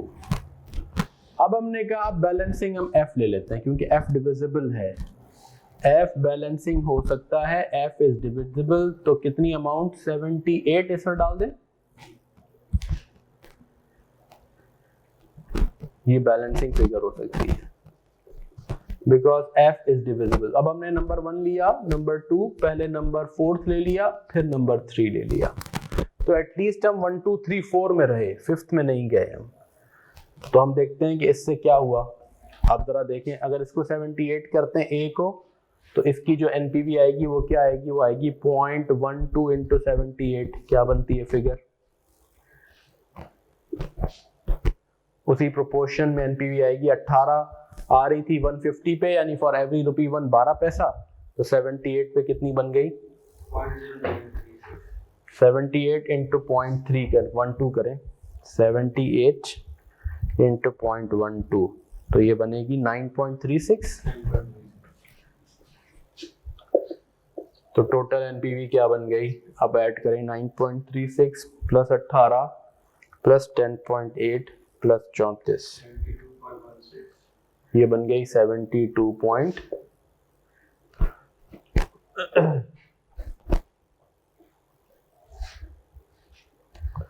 ये हमने ठीक निकाली है। 200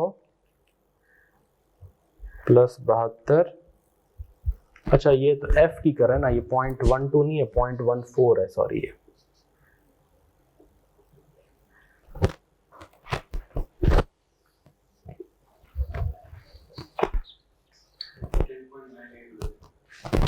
हाँ, यानी फॉर एवरी रुपी, ये तो हम ए देख रहे थे, ए की तो हम यहाँ अप्लाई कर रहे हैं, ए तो यहाँ पूरा आ गया ना, तो ए को तो हम प्रोपोर्शन नहीं कर रहे हैं, एफ को प्रोपोर्शन कर रहे हैं। 100 की जगह 78 आ गया, तो 14 डिवाइड बाय 100 इज 0.14 इंटू 78, ये बन गया 10.92। तो अब 10.92 प्लस 18 प्लस 10.8 प्लस 34, क्या फिगर बन गई, 73.7।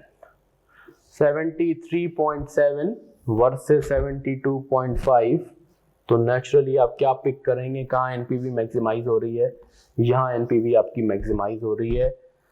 और इस वजह से मैक्सिमाइज हो रही है कि नेचुरली आपने क्या किया, आप टॉप 1 2 3 4 में रहे हैं नेचुरली, है ना। आपने सिर्फ रीअरेंज ये कर लिया कि ए पहले ले लिया, ए इंडिविजिबल है, और उसके बाद आपने कहा कि मैं बैलेंसिंग एफ करता हूँ, क्योंकि F is divisible, A is indivisible, तो एफ में बैलेंसिंग फिगर जा सकती है, and that's how you arrived at this NPV.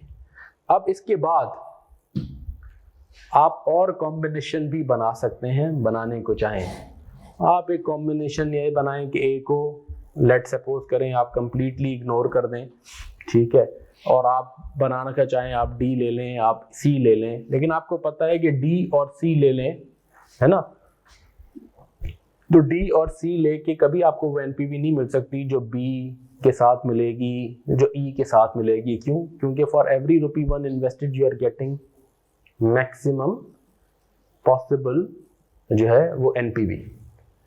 तो अगर आप कोई कॉम्बिनेशन थ्योरेटिकली बनाएं भी कि अच्छा मैं सिर्फ सी एंड डी की कॉम्बिनेशन बनाता हूं, तो सी एंड डी की कॉम्बिनेशन आपको कभी वो एनपीवी नहीं दे सकती जो ये कॉम्बिनेशंस दे रहे हैं, है ना। या आप कहें कि जी मैं ए और सी करके देखता हूं या ए और डी करके देखता हूं, आप कर सकते हैं ना थ्योरेटिकली।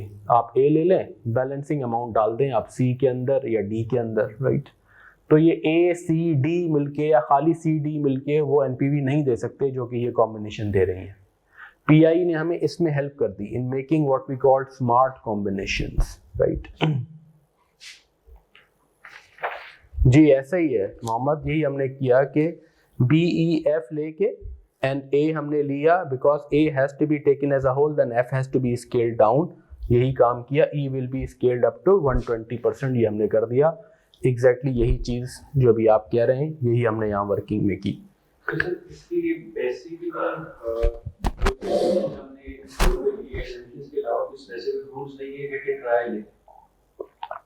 इंडिविजिबल में हिट एंड ट्रायल है, पॉसिबल कॉम्बिनेशन एक्सप्लोर करनी है, और उस कॉम्बिनेशन को एक्सप्लोर करते हुए ये pi is actually helping you, right.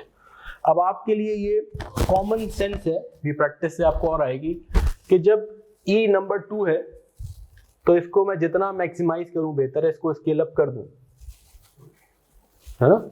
अगर बी स्केल अप हो सकता है तो मेरी ख्वाहिश होती है कि सबसे पहले ए बी को स्केल अप कर दूं, नंबर 1 वाले को स्केल अप कर दूं, राइट। तो अब ये हर क्वेश्चन इसमें डिफरेंट सिनेरियो डिफरेंट क्वेश्चंस बन सकते हैं, right? It's just to give you a flavour of what you will get in examination, कि आपके पास प्रोजेक्ट्स अगर एक भी इंडिविजिबल हो गया, जैसे ये हो गया, अब खाली पीआई की बेसिस पे मैं नहीं कर सकता फैसला, है ना? मुझे पॉसिबल कॉम्बिनेशन एक्सप्लोर करना है, और पॉसिबल कॉम्बिनेशन एक्सप्लोर करते हुए मैंने स्मार्टली 2 ही कॉम्बिनेशन से मैं इस नतीजे पे पहुंच गया। अब मुझे 30 मैं बनाना चाहूँ तो यहाँ पे कोई 15 या 20 कॉम्बिनेशन बन सकती हैं, लेकिन बाकी जो अगर 2 के अलावा बाकी जितनी कॉम्बिनेशन हैं वो सुपरफ्लुअस हैं, वो मुझे बनाने की ज़रूरत ही नहीं है, क्योंकि मुझे पीआई खुद बता रही है कि भाई बाकी कॉम्बिनेशंस कभी मुझे वो एनपीवी नहीं दे सकती जो ये दे रही हैं, क्योंकि मैंने उन प्रोजेक्ट्स को प्रायोरिटाइज किया है जो फॉर एवरी ₹1 इन्वेस्टेड मुझे मैक्सिमम एनपीवी दे। मैं एग्जांपल दे रहा हूँ ना आपको, अगर आप बी को भी उठा के बी के साथ अगर आप सी या डी उठा लेंगे, आपको वो एनपीवी नहीं मिल सकती जो बी के साथ ई, एफ और ए के साथ मिली है, क्योंकि बी के बाद आप जैसे ही यहाँ पे आएंगे फॉर एवरी ₹1 इन्वेस्टेड आपको 9.6 पैसा मिल रहा है, और यहाँ क्या मिल रहा था 15 पैसे।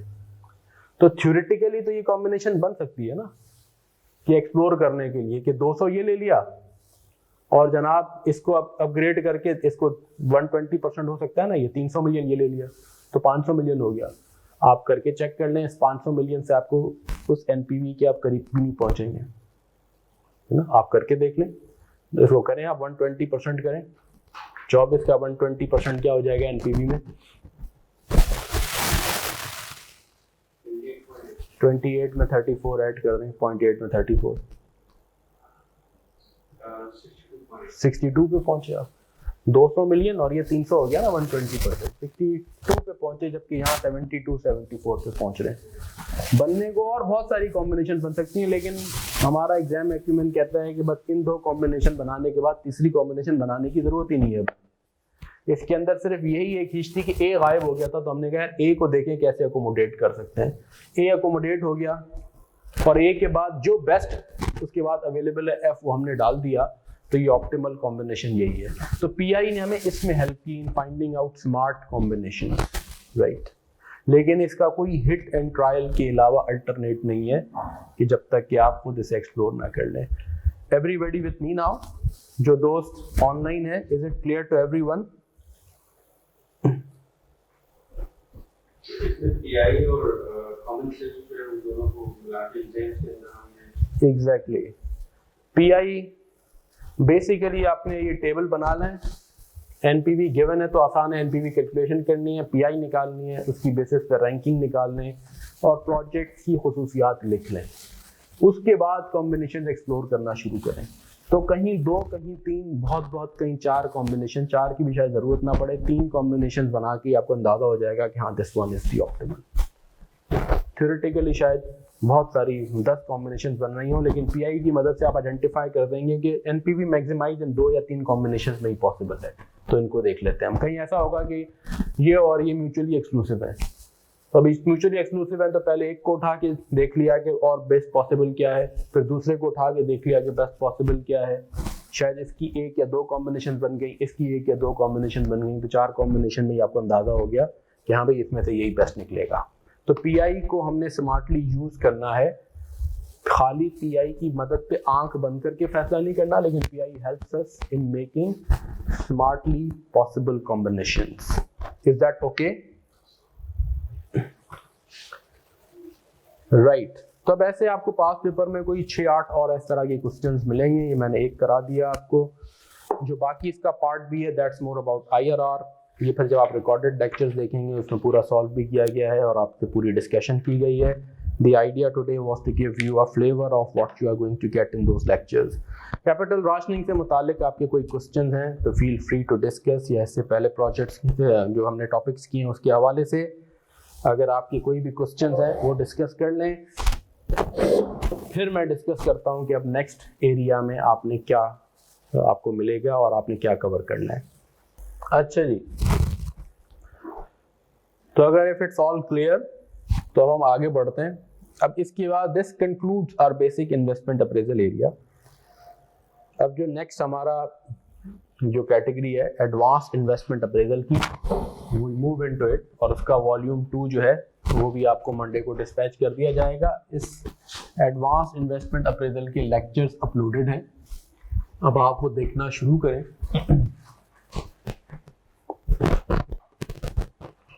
इस हफ्ते आप उन्हें कवर करेंगे।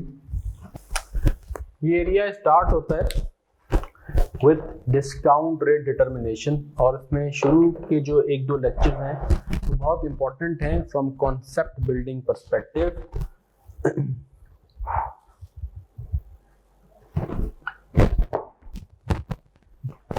उसमें ये डिस्कशन हमने की है कि ये जो रिक्वायर्ड रेट,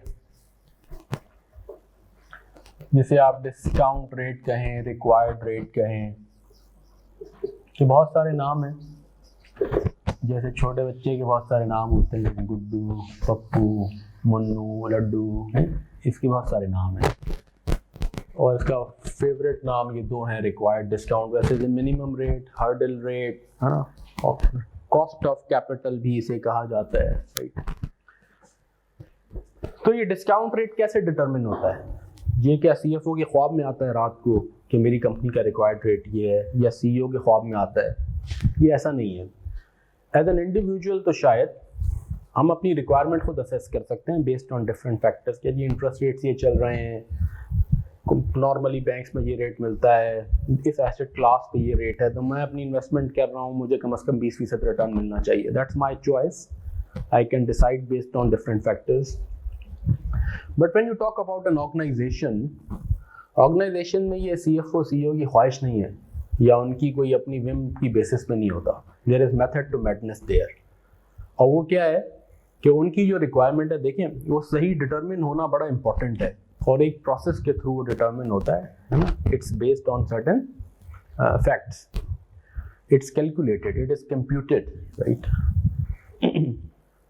अगर ये रिक्वायर्ड रेट मैं अपनी ऐसी जजमेंट या विम की बेसिस पे कम असेस कर लूँ, तो चांस क्या है कि मैं बहुत सारे गलत प्रोजेक्ट्स को एक्सेप्ट कर सकता हूँ। मेरी एक्चुअल रिक्वायरमेंट अगर 12 है और मैं गलत डिटरमिन कर लूँ 5 या 6, तो मैं तो ऐसे प्रोजेक्ट को भी एक्सेप्ट करूँगा जो 8% रिटर्न देगा। हालांकि मेरी रिक्वायरमेंट एक्चुअली 12 है, मैंने असेसमेंट गलत की या मैंने अपनी विम की बेसिस पे 5 या 6 कर दिया, तो फिर तो इसका मतलब है मैं कंपनी का बेड़ा गर्क करूँगा। दूसरी तरफ ये भी कोई अच्छाई और चंगाई नहीं है कि 12% मेरी रिक्वायरमेंट है और मैं आर्बिट्रेरली उसे कहूँ कि 20% है। अगर मैं ऐसा करूंगा तो भी कंपनी के साथ ज्यादती करूंगा, क्योंकि then I will be penalising those projects which are viable. अब एक प्रोजेक्ट 18% रिटर्न देगा, मैं एक्सेप्ट नहीं करूंगा कि नहीं मेरी रिक्वायरमेंट 20 है, where is that's not the statement of fact, मेरी रिक्वायरमेंट तो 12% है। तो मैं ऐसे प्रोजेक्ट्स को भी पेनलाइज कर दूंगा, इग्नोर कर दूंगा जो वायबल हैं because of this wrong calculation. So it is extremely important कि मैं अपनी रिक्वायरमेंट को ठीक असेस करूं, ताकि जो वाकई ठीक प्रोजेक्ट है उसे मैं एक्सेप्ट कर लूँ, उसे अंडरटेक करूँ, और जो प्रोजेक्ट नहीं है ठीक, यानी वायबल नहीं है, उसे रिजेक्ट करूँ, राइट। तो ये this is an important area. हालांकि एक रेट है, but that's a hurdle, that's a cut off that you have set for yourself for accepting or rejecting projects, so it has got its own significance. तो इसे आप arbitrarily या ऐसी judgment या whim की basis पे नहीं कर सकते। तो कंपनीज में ये रिक्वायर्ड रेट कैसे कैलकुलेट होता है? एक बड़े सिंपल प्रोसेस के थ्रू। हम कहते हैं उसके लिए आप क्या करें, आप कॉर्पोरेट व्हील को रिमूव कर दें। एक जो कंपनी कॉर्पोरेट एंटिटी है ना, उसके पीछे उसके फाइनेंसर्स हैं, ये मैनेजमेंट है। ये कॉर्पोरेट व्हील के साथ एक मैनेजमेंट है, एक कॉर्पोरेट व्हील है ना। कंपनी इटसेल्फ क्या है? कंपनी जो इटसेल्फ है वो तो एक पेपर एंटिटी है ना। कंपनी इटसेल्फ ना खाती है, ना पीती है, ना उसकी कोई रिक्वायरमेंट है। कंपनी की जो रिक्वायरमेंट है वो बेसिकली कंपनी को दो तरह के लोग फाइनेंस कर रहे हैं, पैसा दे रहे हैं। एक उसके इक्विटी होल्डर्स हैं, जिन्हें आप ओनर्स कहें, शेयर होल्डर्स कहें। ये अपनी इक्विटी देते हैं कंपनी को, लेट्स से उन्होंने 60 मिलियन दिए। फिर एक लेंडर्स होते हैं, वो भी अपना पैसा दे रहे हैं, लेकिन वो डिफरेंट टर्म्स और उसके थ्रू दे रहे हैं। उन्हें हम कहते हैं कि वो लेंडर्स हैं या डेट प्रोवाइडर्स हैं। कंपनी इन दोनों से पैसा लेती है, वो मैनेजमेंट उसकी क्या करती है, फिर उसे आगे इन्वेस्ट करती है। ये प्रोजेक्ट ए है, ये बी है, ये सी है, ये डी है, इसमें 30 मिलियन कर दिया, इसमें 30 कर दिया, इसमें 20, इसमें 20।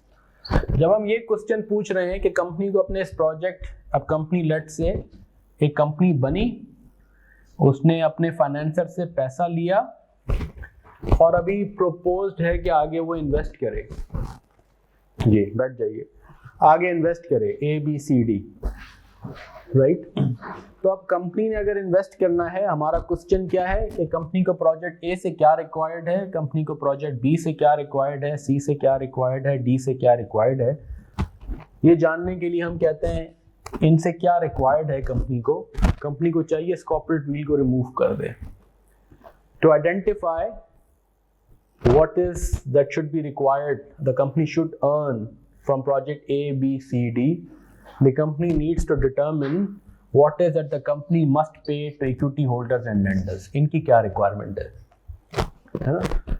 So ये discount rate determine करने के लिए क्या ज़रूरी है कि आप इस corporate wheel को remove कर दें। What is required from the project is actually what is required by the equity holders and lenders, and that's how we start the process of determining discount rate.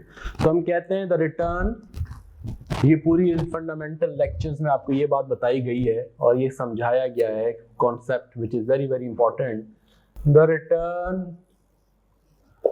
required by a company, और ये chart मैंने कई बार next lectures में बनाया है क्योंकि ये foundation है जो हमने सेट की है जिस पे पूरी एडवांस इन्वेस्टमेंट अप्रेजल की पूरी इमारत खड़ी होती है। The return required by a company from its investments या projects is actually the return required by the financiers of the company,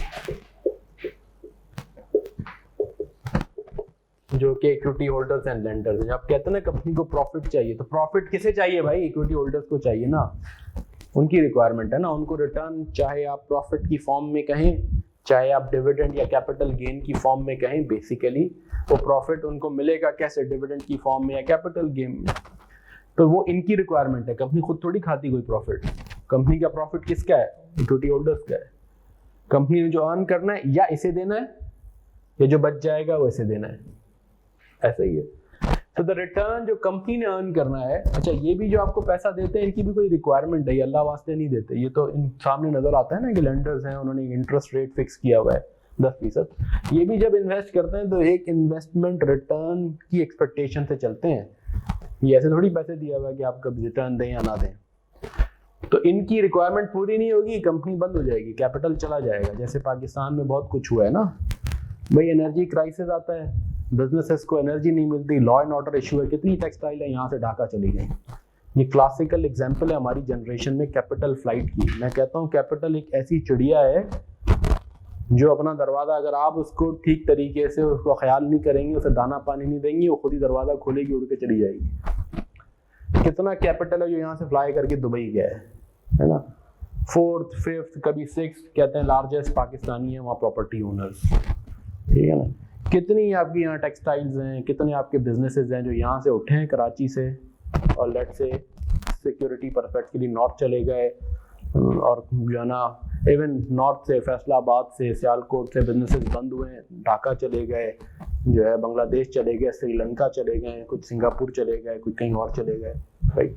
तो this is because when the capital is not getting the required return, है ना, वो earn नहीं कर रहा, नुकसान करेगा, तो 1 साल 6 महीने 2 साल बर्दाश्त करेगा। अदरवाइज क्या करेगा? फिर वो उठाएगा। यहाँ EPZ से मुझे याद है, यहाँ पे कई ऐसी फैक्ट्रीज थी, वो यहाँ से उठी हैं और कुछ बांग्लादेश चले गए हैं, कुछ कहीं और चले गए, राइट। क्योंकि कैपिटल को रिटर्न नहीं मिलेगा तो कैपिटल फ्लाई कर जाएगा। So for you to continue to operate as a going concern, as a sustainable financially viable entity, you have to ensure that you earn enough to pay them their required return. अब जो इनका required return है वो इनकी तो requirement है, वो company के पर्सपेक्टिव से हम कहते हैं वो cost of capital for the company है।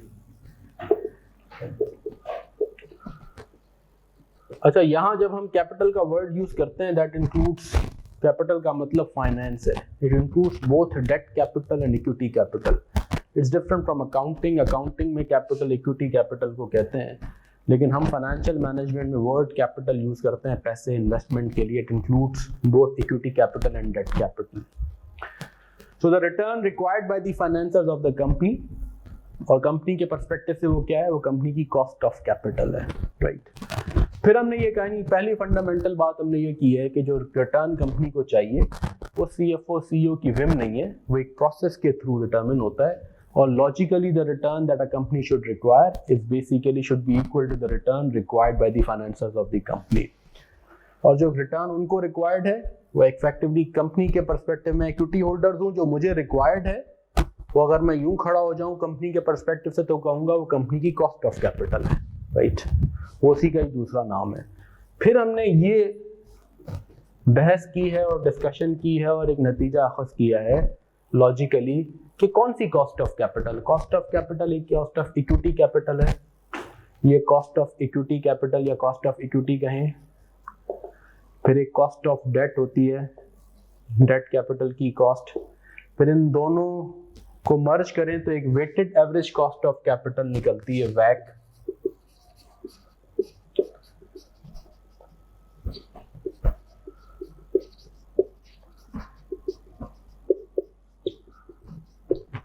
राइट. ये कॉस्ट ऑफ इक्विटी KE, ये कॉस्ट ऑफ डेट KD. इसको 10% चाहिए तो ये KD 10% हो गई, इसको 15% चाहिए तो KE 15 हो गई. फिर एक वैक निकला लेट से. तो मेरी return required by the financers है, तो क्या weighted average cost of capital मेरा रिटर्न रिक्वायर्ड बाय जो है ना, जो मेरी इन्वेस्टमेंट से चाहिए, should it be cost of equity, should it be cost of debt, should it be weighted average cost of capital या कुछ और. तो आखिर में हमने नतीजा निकाला है कि it's the return required bye a company from its investments is the cost of capital for the company. But कौन सी कॉस्ट ऑफ कैपिटल, आखिर में हमने एक नतीजा निकाला is the marginal cost of capital. Is neither cost of equity, not cost of debt, ना ही weighted average cost of capital, but एक चीज जिसे हम कहते हैं मार्जिनल कॉस्ट ऑफ कैपिटल. ये है इन लेक्चर्स के अंदर कहाँ से आती है, कैसे आई है मार्जिनल कॉस्ट ऑफ कैपिटल, क्यों मार्जिनल कॉस्ट ऑफ कैपिटल, है ना, ये डिस्कशन है इन लेक्चर्स में. तो हम कहते हैं the return required by the company from its investments, यानी जो डिस्काउंट रेट किसी भी कंपनी का होना चाहिए फॉर अप्रेजिंग प्रोजेक्ट्स, यानी the return required by a company from its investment is effectively the marginal cost of capital of the company for that project या for that investment. फिर हमने ये जिक्र किया है आपके पास कि in some cases, कुछ केसेस में, in some cases ये marginal cost of capital weighted average cost of capital के बराबर हो जाती है. in many cases ऐसा होता है marginal cost of capital is not equal to weighted cost of capital.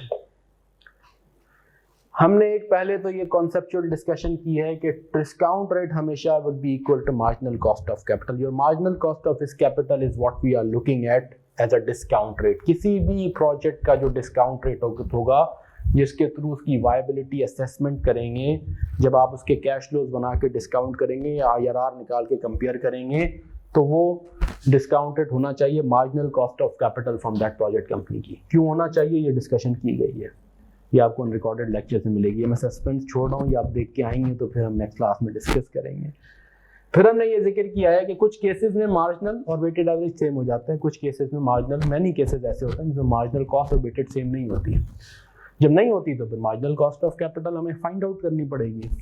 Weighted average cost of capital तो आसान है, सिंपल अर्थमेटिक वेटेड एवरेज ना, इस cost of equity into E, फिर इसका फॉर्मूला भी बताया गया है आपको. फिर हमने ये कहा है कि अच्छा इस झगड़े से पहले हम ऐसा करते हैं कि कब ऐसा होता है कि मार्जिनल कॉस्ट ऑफ कैपिटल वैक के बराबर होती है, कब मार्जिनल कॉस्ट वेटेड एवरेज के बराबर नहीं होती है. डिस्कशन करते हैं पार्क. पहले weighted average cost of capital calculate करना सीखते हैं, फिर उसके लेक्चर्स हैं आपके पास. और weighted average cost of capital is the weighted average of equity and debt cost of capital. तो अगर हम KEE KDD ये डिटरमिन करना सीख लें तो हम पहले वैक डिटरमिन करना सीखते हैं. डिटर्मिनेशन ऑफ वैक स्टार्ट की है फिर हमने उन लेक्चर्स में. अब तक इतने लेक्चर्स आपके पास अपलोडेड हैं डिटर्मिनेशन ऑफ वैक. और determination of WACC effectively involve determination of cost of equity and equity KD and D। ये डिटर्मिन करना सीख लें तो बाकी तो प्लस माइनस मल्टीप्लाई है ना। तो डिटर्मिनेशन ऑफ WACC का टॉपिक शुरू हुआ है which includes determination of KE and E and KD and D। ये वो लेक्चर्स हैं जो अब अपलोड हुए हुए हैं, जो आपको इस हफ्ते देखने हैं। जब आप ये देख के नेक्स्ट वेबिनार में आएंगे तो फिर मैं यहीं से बात शुरू करूंगा और हम डिस्कस करेंगे why marginal cost of capital, आप देख के भी आए होंगे, और फिर हम KE, KD, D डिटर्मिनेशन उसको भी टच करेंगे, फिर हम आगे बढ़ेंगे। सो इन योर नेक्स्ट लेक्चर्स जो कि अपलोडेड हैं, जो आपने इस हफ्ते देखने हैं, उसमें डिस्काउंट रेट डिटर्मिनेशन का टॉपिक है। डिस्काउंट रेट डिटर्मिनेशन के ये फंडामेंटल्स हैं, ये बहुत इंपॉर्टेंट लेक्चर्स हैं जो आपने गौर से एक नहीं 2 बार देखने हैं। और फिर उसके बाद कैलकुलेशन ऑफ WACC शुरू हो रही है और KE और KD डिटर्मिनेशन के लेक्चर्स भी अपलोडेड हैं, वो भी आपने देखने हैं। With this I am concluding today's webinar. ये मैंने ओवरव्यू दिया है कि आपको what's next for you now, और ये हम नेचुरली डिस्कस करेंगे नेक्स्ट क्लास में। इंशाल्लाह हमारी मुलाकात होगी नेक्स्ट संडे।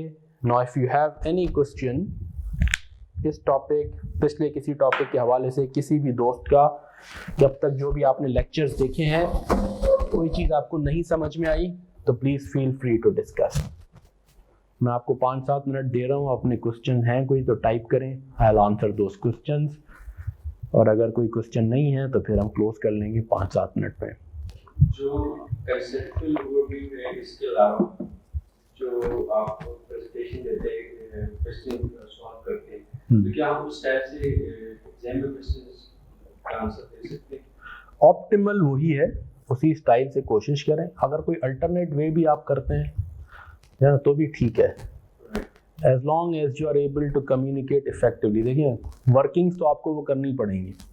जब हम क्लास में सॉल्व करवाते हैं तो आपको कम से कम ये बताते हैं कि what is exactly that you have to show to the examiner, है ना।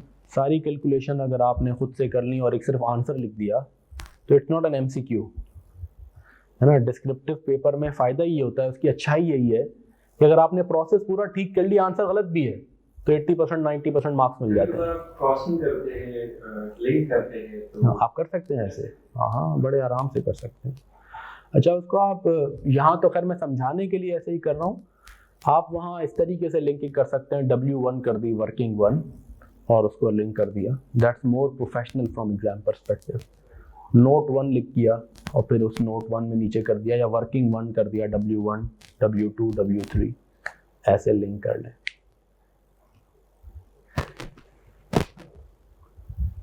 बेटा कल नहीं, अगर ICMA की आपने चीज़ डिस्कस करनी है, यस आपका सिलेबस ICMA का तकरीबन पूरा इसमें कवर होता है, बल्कि यहाँ थोड़ा और एडवांस्ड है। आप मेरे पास नेक्स्ट संडे आ जाए तो we can discuss that Tariq इंशाल्लाह। Is that okay? Saturday and Sunday usually I am here, तो आप नेक्स्ट सैटरडे भी आ सकते हैं और संडे भी आ सकते हैं।